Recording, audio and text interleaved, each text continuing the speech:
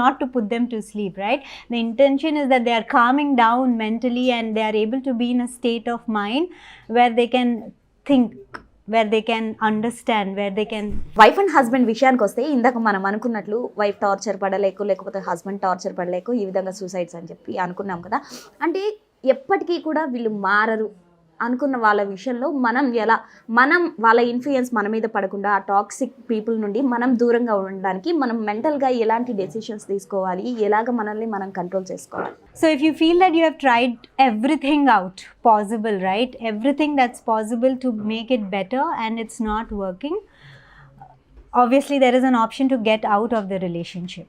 Okay, ఆ option లేదు, I have to be in the relationship అంటే. ఎగ్జాక్ట్లీ, కొంతమంది రిలేషన్ కావాలి బట్ వాళ్ళ బిహేవియర్ నచ్చదు, అలాంటి వాళ్ళకి ఏం చెప్తారు?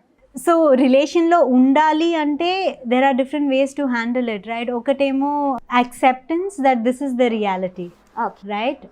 ఆ యాక్సెప్టెన్స్ ఉంటే కొంచెం డిస్ట్రెస్ తగ్గుతుంది. Okay, this person is if the other person is narcissistic or toxic or whatever that label you may put, then expecting that వీళ్ళు వేరేలాగా బిహేవ్ చేస్తారు, వీళ్ళు ఇది చేస్తారు అది చేస్తారు, ఆ expectations you have to take a step back and set a boundary, disengage from them emotionally, right?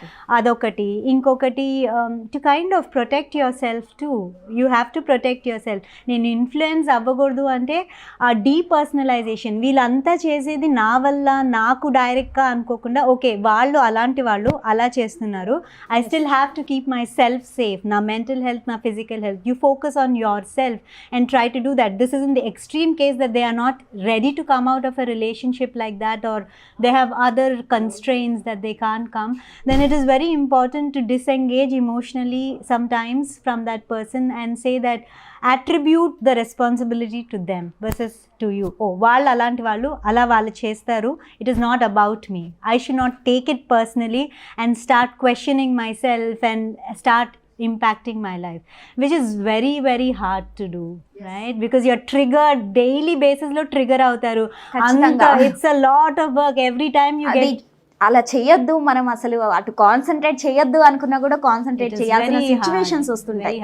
And you're constantly in a stress state. So it's మన బాడీ ఎలా రెస్పాన్స్ అవుతుందంటే స్ట్రెస్ స్టేట్లో ఉన్నప్పుడు ఈ ర్యాషనల్ సైడ్ రాదు, because it is very difficult to all these things that I'm telling you that requires your rational side to engage with you that it's okay. అతను అంటే ఇప్పుడు మనం పర్టికులర్గా ఏదైనా ఒక విషయం అంటే నేను దీని మీదే కాన్సన్ట్రేట్ చేయాలి, దీని మీదే ఉండాలి, నా మైండ్ డీవియేట్ అవ్వదు, అసలు మైండ్ఫుల్నెస్ అంటే ఏంటి? So mindfulness is being in the present, fully experience whatever that you're doing. If I'm here with you, then I should be here. I have to engage with you, I have to listen to you, I have to give my 100%. నేను ఇక్కడ ఉండి ఏదో ఆలోచన నా clients గురించి నా practice గురించి ఏదో ఆలోచిస్తూ ఉంటే I'm not being mindful. I am taking a thought and I'm just analyzing it. మీరు అన్నారే overthinking. When you are overthinking, you cannot be mindful because you are never in the present. Your thoughts are taking you to somewhere else.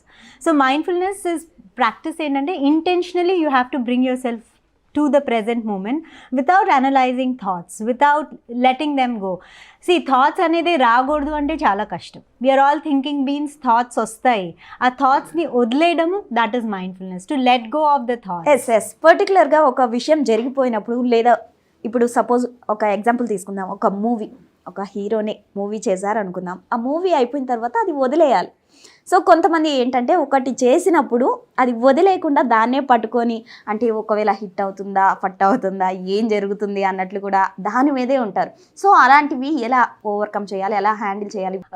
There are techniques which you can start practicing for mindfulness, కొంచెం using your body to anchor you or your mind if it is not happening naturally. Awareness again, okay నేను ఇలా ఆలోచిస్తున్నాను, నేను ఎక్కువ ఆలోచిస్తున్నాను, నేను అయిపోయిన దాని గురించి ఆలోచిస్తున్నాను అని ఆ అవేర్నెస్ ఒకటి డెవలప్ చేసుకొని you need to intentionally bring your self down. ఆ అవేర్నెస్ లేకపోతే you won't even realise that you are losing your self in the thoughts. right? You be 1 hour, 2 hours, days you might be thinking about it, but you're not then intentionally bringing yourself back. So it's a very intentional practice. లేదు నేను ఆలోచించకూడదు, అయిపోయింది ఏదో అయిపోయింది. I can't control the past, I can't control the future, I can only be in the present, right? అలాంటి mind set ఒకళ్ళు develop చేసుకోవాలి, which will reduce the రుమినేషన్ అంటే థింకింగ్ అబౌట్ ద పాస్ట్, నేను ఇలా చేసుంటే బాగుండేది, అలా చేసుంటే బాగుండేది, అలా చేస్తే ఆ రిజల్ట్ వచ్చేది. సో ఇవన్నీ letting go of all of those things, it is a very, very mind training kind of a practice that you have to consciously put effort. Sometimes